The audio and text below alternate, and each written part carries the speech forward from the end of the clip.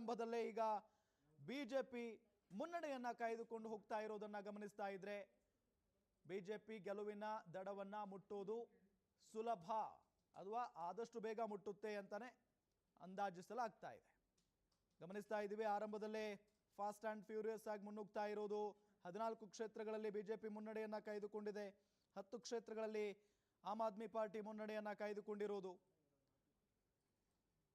ಬಹುತೇಕ ಸಮೀಕ್ಷೆಗಳು ಈಗಾಗಲೇ ಹೇಳಿದ ಹಾಗೆ ಬಿಜೆಪಿ ಗೆದ್ದು ಬೀಗುತ್ತೆ, ಈ ಬಾರಿ ಬಿಜೆಪಿಯೇ ಅಧಿಕಾರದ ಗದ್ದುಗೆಯನ್ನ ಏರುತ್ತೆ ದೆಹಲಿಯಲ್ಲಿ ಅಂತ ಹೇಳಿ. ಕೇಜ್ರಿವಾಲ್ ಅವರನ್ನ ಸೋಲಿಸಬೇಕು ಅಂತ ಹೇಳಿ ಬಹಳ ಪ್ರಮುಖವಾಗಿ ಬಿಜೆಪಿಯವರು ಸಿಕ್ಕಾಪಟ್ಟೆ ಪ್ರಯತ್ನವನ್ನ ಪಟ್ಟಿದ್ದಾರೆ ಈ ಬಾರಿ. ಹಾಗಾಗಿನೇ ಮಿಶ್ರಾ ಅವರನ್ನ ಕೇಜ್ರಿವಾಲ್ ಅವರ ವಿರುದ್ಧ ನಿಲ್ಲಿಸಲಾಗಿತ್ತು. ಇನ್ನು ಅಲ್ಲಿನ ಸಿಎಂ ಅತಿಶಿ ಅವರ ವಿರುದ್ಧ ರಮೇಶ್ ಬಿದುರಿ ಅವರನ್ನ ಬಿಜೆಪಿ ನಿಲ್ಲಿಸಿತ್ತು. ಸ್ಟ್ರಾಂಗ್ ಅಭ್ಯರ್ಥಿಗಳೇ ಇದ್ದಾರೆ, ಹಾಗಾಗಿ ಹೇಳಕ್ಕಾಗಲ್ಲ. ಘಟಾನುಘಟಿ ಆಮ್ ಆದ್ಮಿ ಪಾರ್ಟಿ ಅಭ್ಯರ್ಥಿಗಳು ಸೋತರೂ ಕೂಡ ಅಚ್ಚರಿ ಏನಿಲ್ಲ. ಇನ್ನು ಮಾಜಿ ಸಚಿವ ಮನೀಶ್ ಸಿಸೋಡಿಯಾ ಜೈಲಿಗೆ ಹೋಗಿದ್ರು. ಸತ್ಯೇಂದ್ರ ಜೈನ್, ಸೋಮನಾಥ್ ಇವರೆಲ್ಲರೂ ಕೂಡ ಘಟಾನುಘಟಿ ಅಭ್ಯರ್ಥಿಗಳಿದ್ದಾರೆ. ಹಾಗಾದ್ರೆ ಇವರ ಪೈಕಿ ಯಾರು ಗೆಲ್ತಾರೆ, ಯಾರು ಸೋಲ್ತಾರೆ? ಕೇಜ್ರಿವಾಲ್ ಅವರನ್ನ ಮತ್ತೊಮ್ಮೆ ಏನಾದರೂ ದೆಹಲಿಯ ಜನ ಕೈ ಹಿಡಿತಾರಾ? ಈಗಾಗಲೇ ಸಾಕಷ್ಟು ಆರೋಪಗಳನ್ನ ಬಿಜೆಪಿ ಮಾಡಿರೋದು ಗಮನಿಸಿದ್ದೀವಿ. ಸ್ವತಃ ಅಲ್ಲಿನ ಮುಖ್ಯಮಂತ್ರಿ ಆಗಿದ್ದಂಥ ಅರವಿಂದ್ ಕೇಜ್ರಿವಾಲ್ ಜೈಲಿಗೆ ಹೋಗಿದ್ರು. ಇದರಿಂದ ಮನಸ್ಸು ಚೇಂಜ್ ಮಾಡಿರಬಹುದು ಅಲ್ಲಿನ ಮತದಾರ ಪ್ರಭುಗಳು. ಇನ್ನು ಎಪಿಗೆ ಮತ್ತೊಂದು ಬಿಗ್ ಶಾಕ್. ಕೇಜ್ರಿವಾಲ್ ಆಪ್ತ ಸಿಸೋಡಿಯಾಗೆ ಹಿನ್ನಡೆ. ಮನೀಶ್ ಸಿಸೋಡಿಯಾಗೆ ಜಂಗ್ಪುರದಲ್ಲಿ ಹಿನ್ನಡೆ ಆಗಿದೆ. ಗಮನಿಸ್ತಾ ಇದ್ದೀವಿ, ಎಪಿಗೆ ಮತ್ತೊಂದು ಬಿಗ್ ಶಾಕ್. ಅರವಿಂದ್ ಕೇಜ್ರಿವಾಲ್ ಅವರ ಆಪ್ತ, ಆಮ್ ಆದ್ಮಿ ಪಾರ್ಟಿಯ ಹಿರಿಯ ನಾಯಕ ಮನೀಶ್ ಸಿಸೋಡಿಯಾ ಅವರಿಗೆ ಆರಂಭಿಕ ಹಿನ್ನಡೆ ಆಗಿದೆ. ಮನೀಶ್ ಸಿಸೋಡಿಯಾ ಜಂಗ್ಪುರ್ ಕ್ಷೇತ್ರದಿಂದ ಸ್ಪರ್ಧೆ ಮಾಡಿರೋದು, ಆದರೆ ಹಿನ್ನಡೆ ಆಗಿದೆ. ಈಗ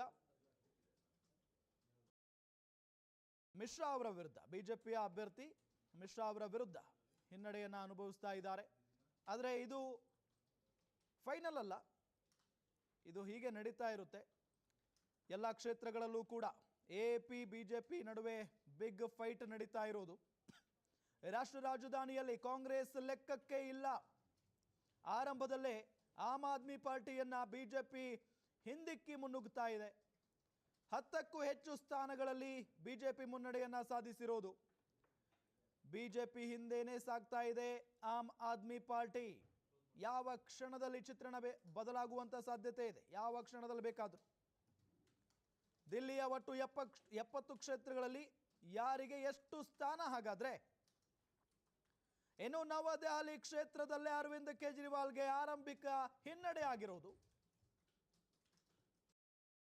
ನೋಡಿ, ಒಂದು ಕಡೆ ಎಲ್ಲಾ ಕ್ಷೇತ್ರಗಳಲ್ಲೂ ಕೂಡ Aam Aadmi party versus BJP ನಡುವೆ ಫೈಟ್ ಜೋರಾಗಿ ನಡೀತಾ ಇದೆ. ನೆಕ್ ಟು ನೆಕ್ ಫೈಟ್ ಇದೆ. ರಾಷ್ಟ್ರ ರಾಜಧಾನಿಯಲ್ಲಿ ಕಾಂಗ್ರೆಸ್ ಲೆಕ್ಕಕ್ಕೆ ಇಲ್ಲ. ಕಾಂಗ್ರೆಸ್ ಘೋಷಣೆ ಮಾಡಿರುವಂಥ ಗ್ಯಾರಂಟಿಗಳಿದಾವಲ್ಲ, ಇದರಿಂದ ಅಲ್ಲಿನ ಮತದಾರ ಪ್ರಭುಗಳು ಈ ಬಾರಿ ಕಾಂಗ್ರೆಸ್ ಕಡೆಗೆ ಹೆಚ್ಚಿನ ಒಲವನ್ನು ತೋರಿಸಬಹುದು ಅಂತ ಲೆಕ್ಕಾಚಾರ ಹಾಕಲಾಗಿತ್ತು. ಆದರೆ ಕಾಂಗ್ರೆಸ್ ಕಡೆ ಒಲವನ್ನು ತೋರಿಸಿಲ್ಲ ಅಲ್ಲಿನ ಮತದಾರರು. ಒಂದು ಕಡೆ ಆಮ್ ಆದ್ಮಿ ಪಾರ್ಟಿ ಹ್ಯಾಟ್ರಿಕ್ ಗೆಲುವಿನ ಕನಸನ್ನ ಕಾಣ್ತಾ ಇದೆ. ಇನ್ನೊಂದು ಕಡೆ 27 ವರ್ಷಗಳ ಬಳಿಕ ದೆಹಲಿಯ ಚುಕ್ಕಾಣಿ ಹಿಡಿಬೇಕು ಅನ್ನೋ ಹುಮ್ಮಸ್ಸಿನಲ್ಲಿ ಬಿಜೆಪಿ ಇದೆ. 10 ವರ್ಷಗಳ ಬಳಿಕ ಅಧಿಕಾರದ ಗುರಿಯಲ್ಲಿ ಕಾಂಗ್ರೆಸ್ ಇದೆ. ಆದರೆ ಈಗಿನ ಟ್ರೆಂಡ್ ನಾವು ಗಮನಿಸ್ತಾ ಇದ್ರೆ ಕಾಂಗ್ರೆಸ್ ಲೆಕ್ಕಕ್ಕೆ ಇಲ್ಲ. ಕೇವಲ 2 ಪಕ್ಷಗಳ ನಡುವೆ ಇಲ್ಲಿ ಬಿಗ್ ಫೈಟ್ ನಡೀತಾ ಇರೋದು. ಬರೋಬ್ಬರಿ 70 ಸ್ಥಾನಗಳಿಗೆ 699 ಅಭ್ಯರ್ಥಿಗಳು ಅಲ್ಲಿ ಸ್ಪರ್ಧೆ ಮಾಡಿರೋದು. ಆದರೆ ಅವರ ಭವಿಷ್ಯವನ್ನ ನಿರ್ಧಾರ ಮಾಡ್ತಾ ಇರೋದು 1.56 ಕೋಟಿ ಮತದಾರರು.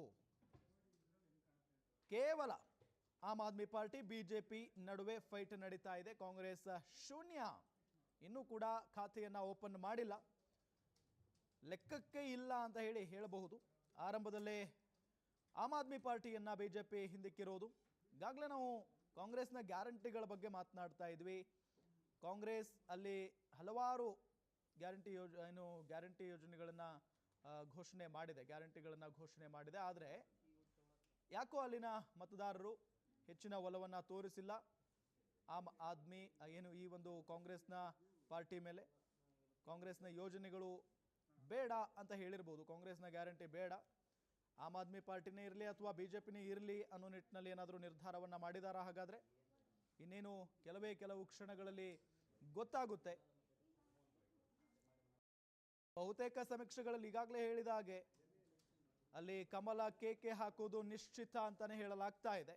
ಆದರೆ ಅಸ್ತಿತ್ವಕ್ಕಾಗಿ ಆಮ್ ಆದ್ಮಿ ಪಾರ್ಟಿ ಫೈಟ್ ಮಾಡ್ತಾ ಇರೋದು. ಕಳೆದ ಕೆಲವು ತಿಂಗಳುಗಳಿಂದ ಅರವಿಂದ್ ಕೇಜ್ರಿವಾಲ್ ಅವರ ಭಾಷಣ ಆಗಿರಬಹುದು, ಅವರ ಮಾತುಗಳನ್ನು ನಾವು ಗಮನಿಸ್ತಾ ಇದ್ರೆ ಎಲ್ಲೋ ಒಂದು ಕಡೆ ನೇರವಾಗಿ ಬಿಜೆಪಿಯನ್ನ ಟಾರ್ಗೆಟ್ ಮಾಡಿಬಿಟ್ಟಿದ್ರು. ಅಂದರೆ ಅವರಿಗೂ ಆಲ್ಮೋಸ್ಟ್ ಗೊತ್ತಾಗಿತ್ತು, ನಮಗೆ ದೆಹಲಿಯಲ್ಲಿ ಟಗ್ ಆಫ್ ವಾರ್ ಅಥವಾ ಫೈಟ್ ಕೊಡೋದೇ ಬಿಜೆಪಿ ಪಕ್ಷ, ಕಾಂಗ್ರೆಸ್ ಅಂತೂ ಲೆಕ್ಕಕ್ಕಿಲ್ಲ ಅಂತ ಹೇಳಿ. ಹಾಗಾಗಿನೇ ಕಾಂಗ್ರೆಸ್ ಜೊತೆ ಅಲಯನ್ಸ್ ಮಾಡಿಕೊಳ್ಳಿಲ್ಲ ಈ ಒಂದು ಚುನಾವಣೆಯಲ್ಲಿ ಆಮ್ ಆದ್ಮಿ ಪಾರ್ಟಿ. ನಾವೇ ಸಪ್ರೇಟ್ ನೀವೇ ಸಪ್ರೇಟ್ ಅಂತ ಹೇಳಿ ಹೋದ್ರು. ಅದರಂತೆ Aam Aadmi party versus BJP ನಡುವೆ ಈಗ ಫೈಟ್ ನಡೀತಾ ಇದೆ.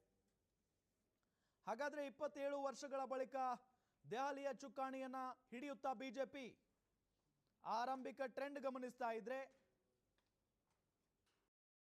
10ಕ್ಕೂ ಹೆಚ್ಚು ಸ್ಥಾನಗಳಲ್ಲಿ ಬಿಜೆಪಿ ಮುನ್ನಡೆಯನ್ನ ಕಾಯ್ದುಕೊಂಡಿರೋದು. ಆದರೆ ಬಿಜೆಪಿ ಹಿಂದೆನೆ ಆಮ್ ಆದ್ಮಿ ಪಾರ್ಟಿ ಸಾಗ್ತಾ ಇದೆ.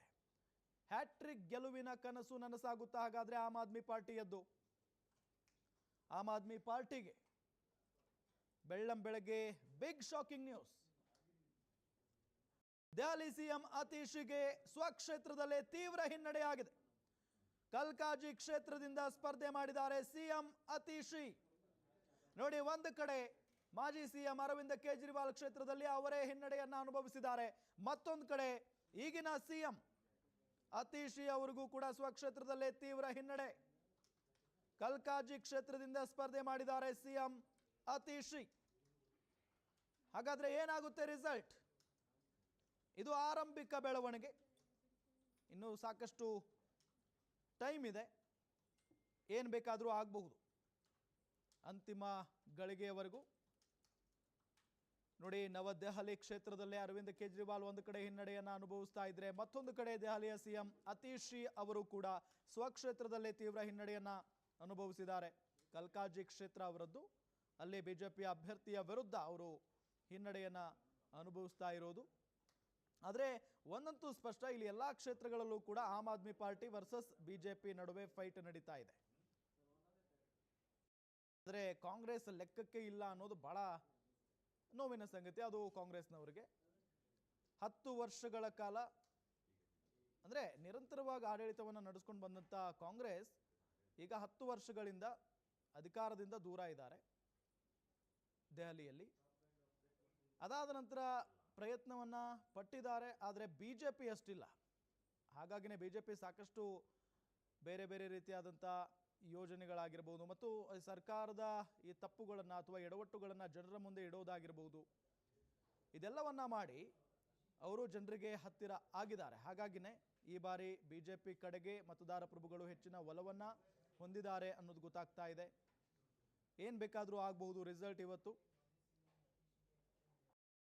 ನೋಡಿ, ಈಗಾಗಲೇ ಬೆಳ್ಳಂಬೆಳಗ್ಗೆ ಬಿಗ್ ಶಾಕಿಂಗ್ ನ್ಯೂಸ್, ಅದು ಆಮ್ ಆದ್ಮಿ ಪಾರ್ಟಿಗೆ.